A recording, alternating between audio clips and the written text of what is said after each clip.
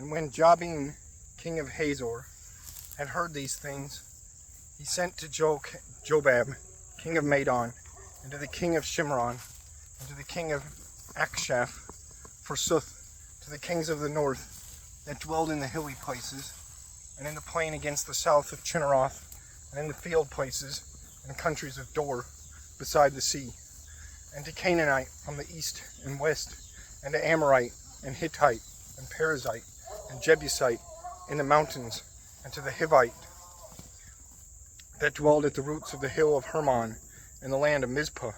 And all went out with their companies, a full much people, as the gravel which is in the brink of the sea, and horses and chariots of great multitude. And all these kings came together at the waters of Merom to fight against Israel. And the Lord said to Joshua, Dread thou not them, for tomorrow, in this same hour, I shall betake all these men to be wounded in the sight of Israel. Thou shalt hock the horses of them, and thou shalt burn the chariots by fire. And Joshua came and all his host with him against them suddenly at the waters of Merom, and fell on them. And the Lord betook them into the hands of Israel, which smited them, and pursued till to great Zidon, and the waters of Mizraphothmim, and to the field of Mizpah, which is at the east part thereof. And Joshua smote so all them, that he left no things of them. And he did as the Lord commanded to him. He hocked their horses, and burnt their chariots. And he turned again anon, and took Hazor, and smote by sword the king thereof. For Hazor held by eld time the princehood among all these realms. And he smote all persons that dwelled there. He left not any relics therein, but he wasted all things till to death.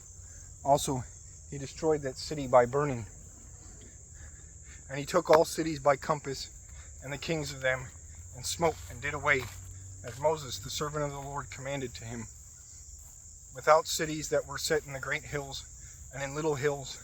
And Israel burnt the other cities. Flame wasted only one city, Hazor, the strongest. And the sons of Israel parted to themselves all the prey and the work beast of these cities, and all the men of them were slain, as the Lord commanded to his servant Moses. So Moses commanded to Joshua, and to Joshua fulfilled all things. Neither swiftly he passed over one word of all the behest that the Lord commanded to Moses.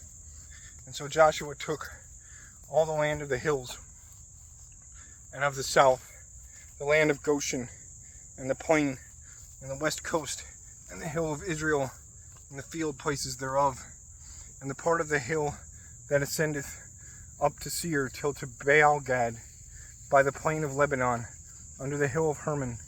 Joshua took and smote, and killed all the kings of those places. Joshua fought much time against these kings. There was no city which betook not itself to the sons of Israel, except Hivites that dwelled in Gibeon. He took all men by battle, for it was the sentence of the Lord, that the hearts of them should be made hard, and that they should fight against Israel, and should fall, and should not deserve any mercy, and should perish, as the Lord commanded to Moses.